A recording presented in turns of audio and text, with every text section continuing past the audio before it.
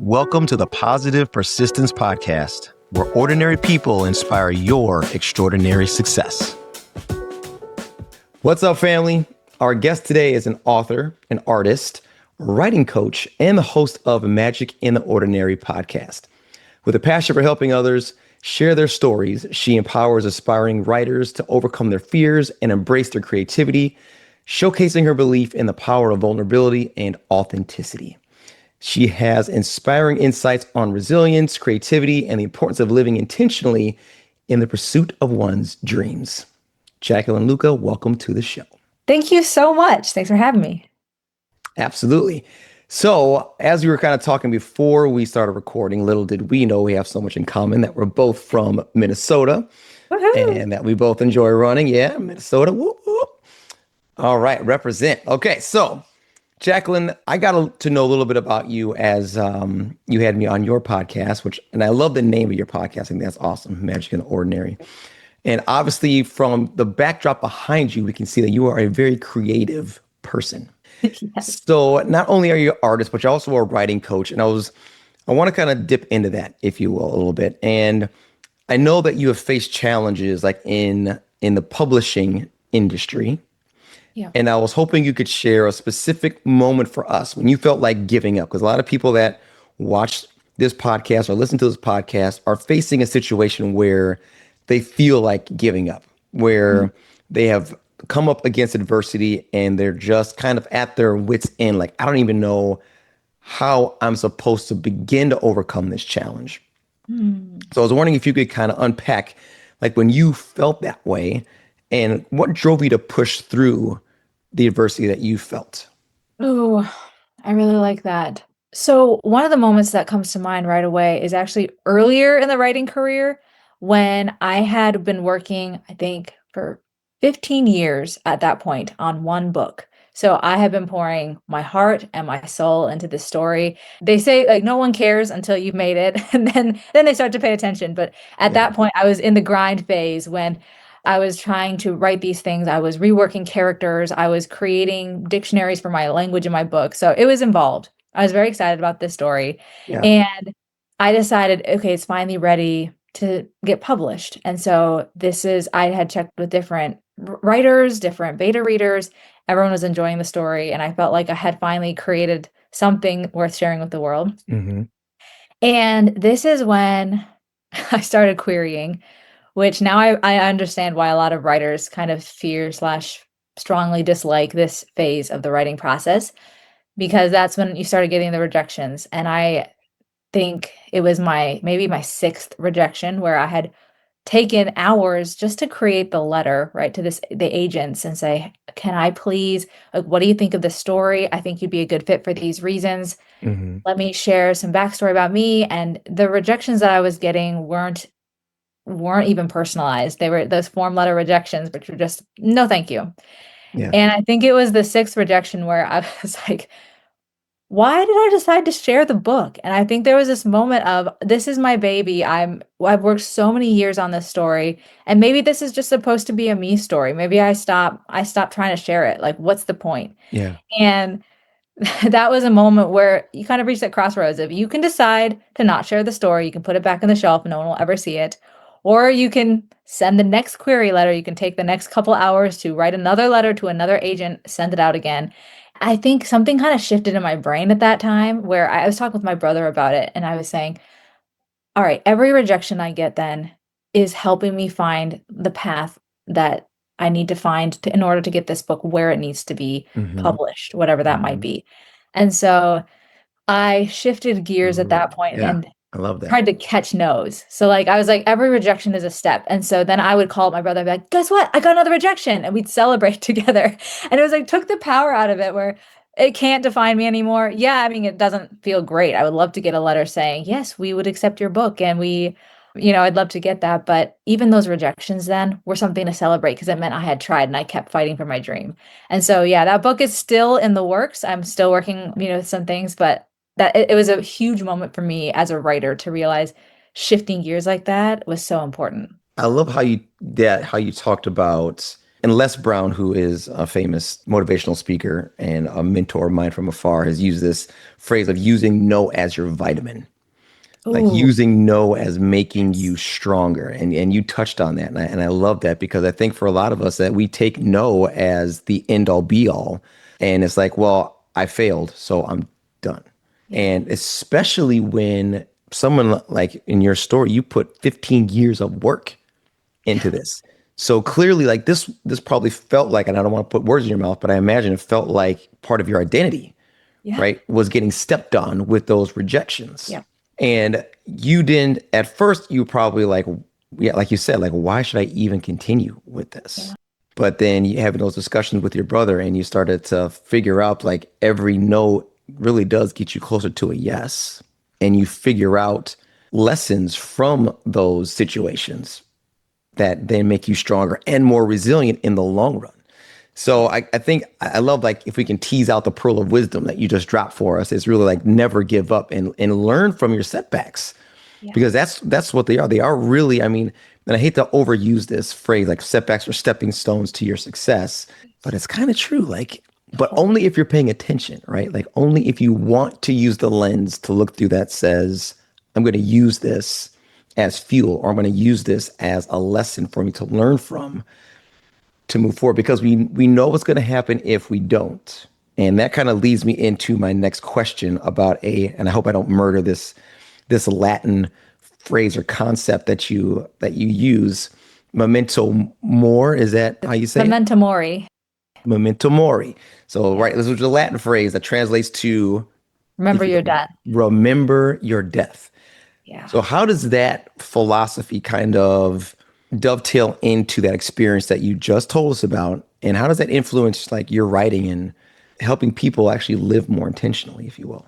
It's really interesting where I feel like everyone has got a unique story and a unique background. And when you're creating something, then that plays into it. Only you can write the story that you have, or only you can paint that picture in that way.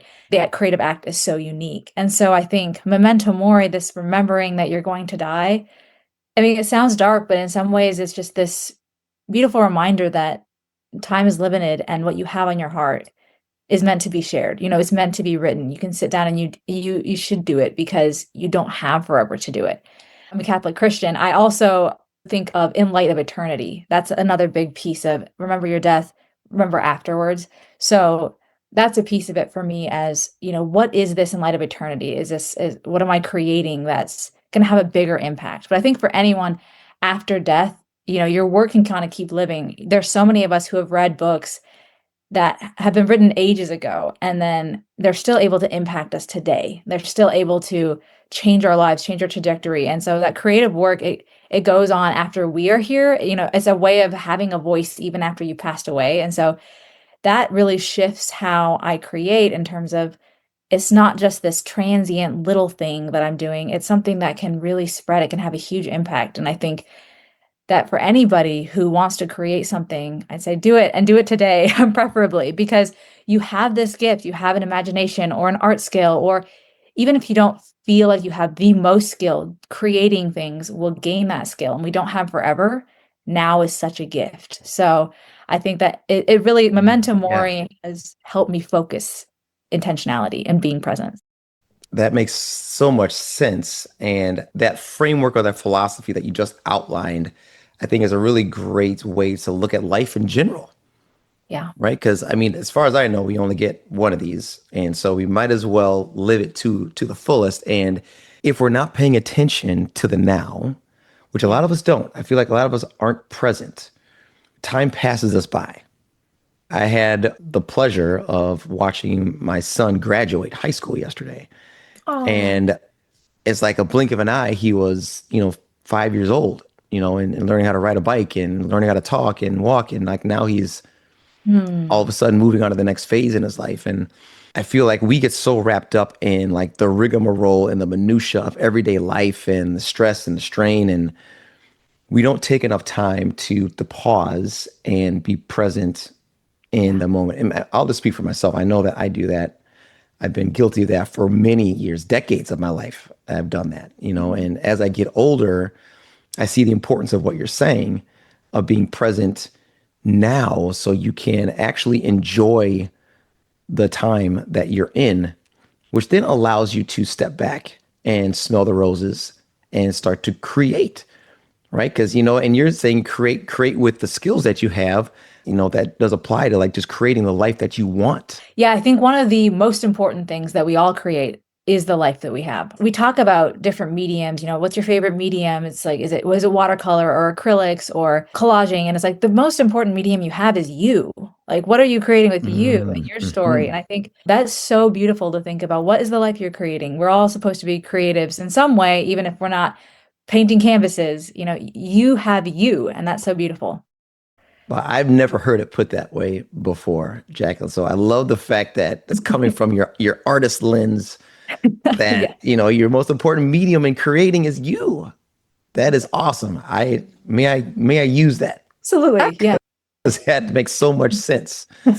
I love that. I love that. Thank you. I'm glad. Now, you are many things, right? You're an artist, writing coach.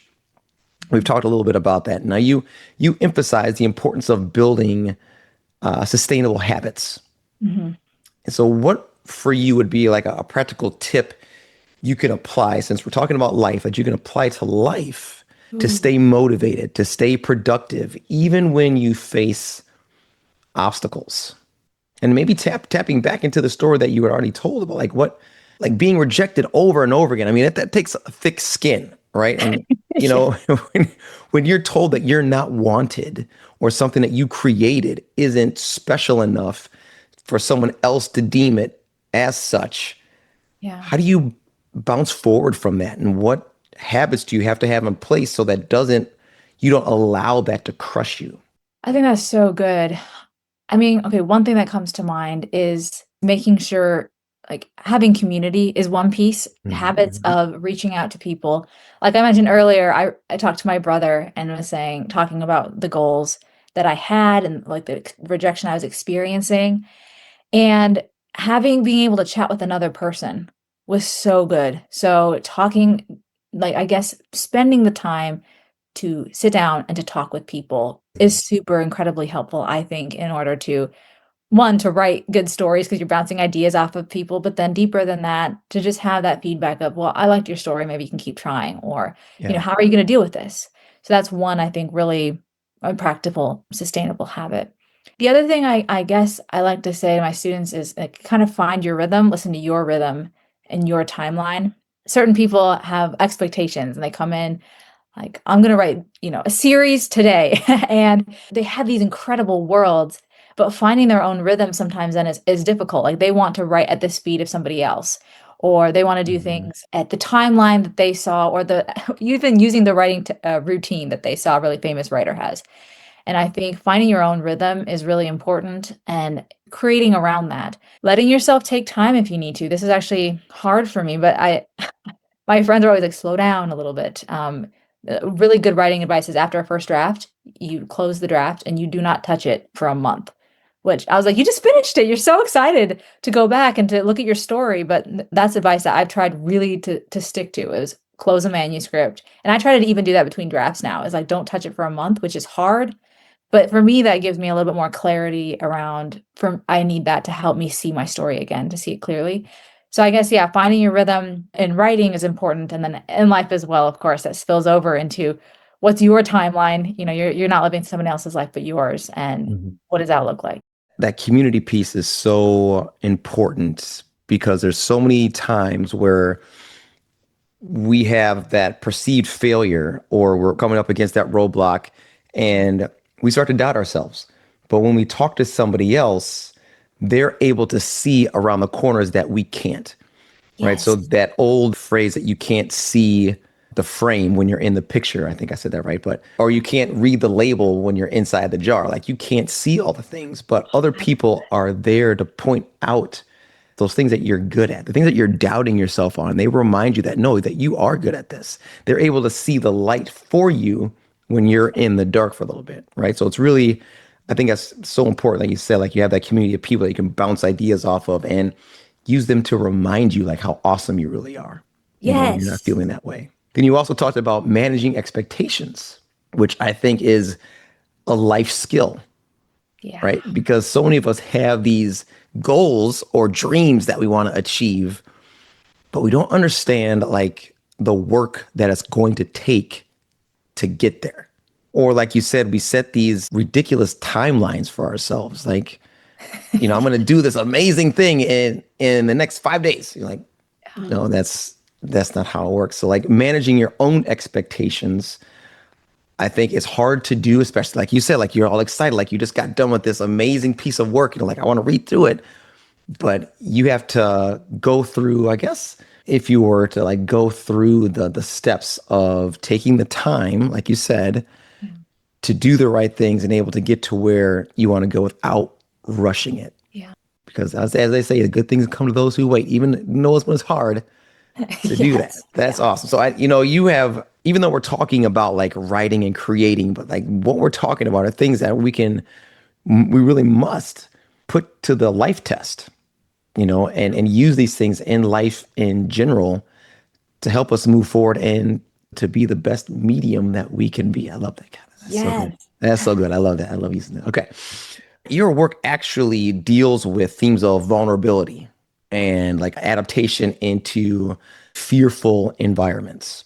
So how can our listeners and our viewers kind of use these themes or apply these themes in their own lives when they're facing that fear, when they're facing that uncertainty, when they're facing that limiting thought or self-doubt? I love this. I think it goes so deep. Like vulnerability is something, I feel like it's not a fun thing all the time. It's this moment of you can be hurt essentially. But I guess I have a lot, I like thinking a lot about vulnerability in my stories because I think in some ways it's just honesty. Like we we have places where we can get wounded. We have these soft spots in our hearts, and I think that's actually so beautiful. So this tension of there's this thing that's beautiful and painful and is a part of the human experience. I know we're going to talk a little bit more about my first book later, but that is a huge theme in Heart, is talking about what do you do when you're faced with a world that's crazy and it's difficult. And I think one thing to think about when looking at fear and uncertainty is, number one, like, don't turn to stone. Having vulnerability is such a good thing. Mm-hmm. Having that side of your heart that is tender, and there's actually something so beautiful there. That's a deep part of yourself that shouldn't be ever lost. But I think then when something, when you're talking about how do we adapt then to really difficult times, I think I like trying to find the beauty in the new. So when the world gets shifted, this is not the plan. Like, where is there something really good and beautiful in that moment as well? Mm-hmm. And to keep striving towards celebrating that and going for the new things instead of being kind of blindsided by them. I think there can be a lot of change, which is really hard. Yeah, I remember being in college and being like, this chapter is about to end. It was like my senior year, and just thinking like, the future's scary. I've been a student my entire life, and what am I going to do right after college? Like, Yeah. I don't know what that looks like for me in particular. How is this going to work? And realizing like, there's going to be some loss, right? I'm going to miss my friends. I'm going to maybe miss being on campus all the time, but then there's going to be something new and exciting and beautiful. And I'm going to try to focus on that and celebrate that. So that helps, I think, adapt when you're celebrating things, when you're moving forward with not just, white knuckling fear, but also reaching out and being like, this is going to be something good. Might be different. It's probably going to be tough. Let's be real, but It's going to be worth it. If you're listening to this, there's a good chance you're what I call a sidelined achiever. You know you're capable of more, but right now you feel stuck, a setback, or like life has benched you. And maybe it was an injury, a diagnosis, a layoff, a failed business, or maybe even a broken relationship. Something knocked you off your path and left you wondering, what now? How do I even start moving forward again? You're fed up feeling this way, but you don't have a clear roadmap out. Here's what I want you to hear. You are not broken. You are not done. You are not disqualified. You're just sidelined. And sidelines are where legendary comebacks are built. And that's exactly why I created the Rinse Method. It's a framework I used to go from being told I'd never run again to crossing a marathon finish line. Rinse is a simple, repeatable process that helps you build real daily resilience. Turn adversity into momentum, tap into the strength you already have, and hold yourself capable doing what once felt impossible. If you're tired of being stuck and you're ready to create your comeback, not someday, but starting now, head over to watchmemindset.com. Yes, it's going to be worth it in the end, right? And I like to say that, there's always a silver lining in the cloud that is over our heads. We might have to squint to see it sometimes, but it's always there. Yeah. And it's on us to find it. You said something about like when adversity hits, not to turn to stone and have that tender side of your heart being available, vulnerable. What's the trick to that, Jacqueline? Because I know that, when adversity hits and we get shot down or shut down, that we tend to turn to stone. We tend to get jaded. We tend to throw up our hands and say we start to use limiting language like I can't do this, or I won't be able to achieve this, or I don't think I can. How do we not get stuck in that mind frame, in that mindset, and allow ourselves to still be susceptible to those emotions, being vulnerable, but not let that overtake us, not let the dark side win, if you will? This is something I thought about a lot, just because, life can hit you with some heavy hits, and then you're sitting there, knocked on the ground, kind of like, where are we gonna go from here? One of the pieces of that, at least, is saying, let them. This is particular. I just read Mel Robbins' book, Let Them, but that was kind of summed up a lot of that for me, where sometimes people around you can do things that are horrible or, impact you in certain ways. And I think part of this keeping your heart vulnerable still is taking a step back. For me, I think saying, okay, this thing happened to me. Maybe I got in a rough relationship. That could change the way I see relationships in the future. It'd be so easy for that to happen. But then saying, who am I in the midst of this? Like refining my identity of like, I'm a really gentle person. Maybe this thing that's vulnerable, and then who are they? And they can be like that, but in some ways letting go of like, they were like that, or this happened to me. I'm going to let go of that. Actually, it's incredibly hard. It's not easy. And I think it's also a process, like repeat, like every day you wake up and there's this difficulty and saying it again, like they're going to do their thing, but I'm going to keep who I am. And in some ways that is really just taking the power out of the negative situations around you. And it's difficult, but it's a process of again and again, remembering who am I? And as creatives, I think everyone's sensitive, but as creatives, we talk a lot about sensitivities. We tend to be really in tune with other people's emotions and then really sensitive when they don't like our stuff or they don't like us. And I think that, everyone has this heart, and realizing that there's such beautiful things within that. They can do stuff, but you're going to take the power away. You're going to say, I'm going to still write anyways, even if they don't like my stuff. I'm going to still keep querying. In some ways, just saying, let them do their thing. Let me do my thing. I read this book the other day about William Wallace. There's this line where somebody tries to assassinate him, and they're like, you got to go after this guy. You got to do this and that to him. And he's kind of like, look, I forget the exact quote, but it's something along the lines of, I suit my actions to my own heart and not to that of my enemy. And I love that line because it's this shift of, I'm going to do what I would do, and that is okay if they're not going to connect with that. Like they might be mean to me because I have a certain thing that they perceive as weak. Maybe that's just like my gentle nature or whatever it is. Like I sit and smell the roses. Just keep continuing to do that, even if somebody else doesn't see the beauty in that, I think is so important. So yeah, that's awesome. That is really talking about inner strength, and having that belief in yourself no matter what. And I think that's really important to have, especially when you need to stand tall against the rain and continue to push forward no matter what other people say, think, perceive. Yeah. Doesn't matter. And what you're saying is all that matters is what we have in here, in our belief, and what we have in here, our conviction in believing ourselves. Yeah. It's okay. So I feel like we're just leading right into this because we've said heart like 3 times in the last 2 minutes here. So let's talk about your upcoming novel, Heart. If you would, can you hold that bad boy up again? I imagine, is this your artwork on the front? So this is actually, I worked with a designer from Ukraine, and I had this image in my head, but I could not get it down. So I had them help me, and yeah, I'm just so excited. Like so wonderful. So I'm really grateful.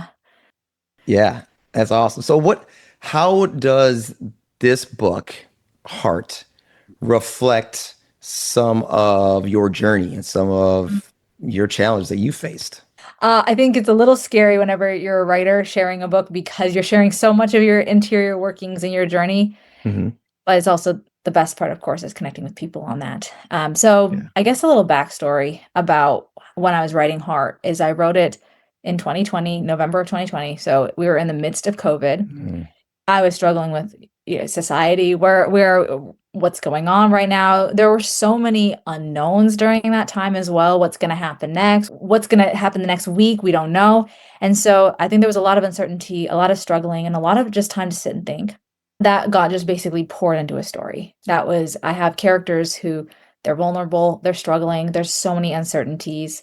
I guess to give a quick synopsis, in Heart, there's been like a zombie outbreak essentially. Society's collapsed, and there are these safety compounds all across the country.